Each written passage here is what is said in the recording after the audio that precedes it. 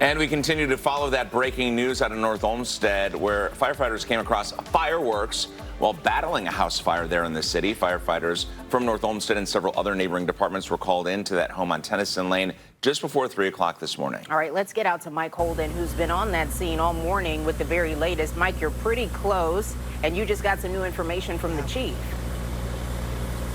Guys, we found out firsthand after talking with the chief how challenging it was for the more than half a dozen fire crews to even gain entry into this house. And a little after 5:30 this morning, you can see they have still surrounded this location. They have taken over this street, Tennyson, in this residential neighborhood. And now they are climbing up a ladder, which is extended to continue to spray water into there. But they also have been just taking an axe to the side of the house to gain additional entry to try to figure out how this all started.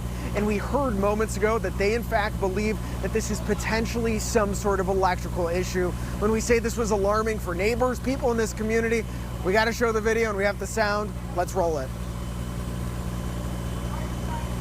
It was an explosive, intense situation in this residential North Olmsted neighborhood. The fireworks went off, as you heard from the top of the show, and shot right from the windows as fire crews moved in. Crews surrounded this home in the 4000 block of Tennyson just before 3 o'clock this morning. Firefighters told us they recovered more than a dozen cats from the burning property. Some of those cats passed away. At least 3 are alive right now. Neighbors told News 5 2 siblings live at this property. Luckily, they managed to escape without injuries. The home, though, back out here live, as you see for yourself, is believed to be a total loss. As for the latest information in this ongoing investigation, the fire chief told me that initially one of these brothers was sitting downstairs. The power was lost in the home. He went into the basement to try to flip the breaker. By the time he came back upstairs, fire was spreading to the couches and a lot of the furniture in the living room. That fire then quickly spread to the second floor of the home, where as you get a live look, you can see that flashlight shining right towards us as they work to try to figure out what else is inside of this home. And perhaps one of the most alarming, shocking takeaways from the neighbors, they thought multiple gunshots were fired. No, that was that popping, crackling sound of the fireworks coming from the second floor as well. And there was also ammunition inside of this home, but the fire chief told us none of that ammo went off. It was strictly fireworks. Guys, we are going to continue to follow up.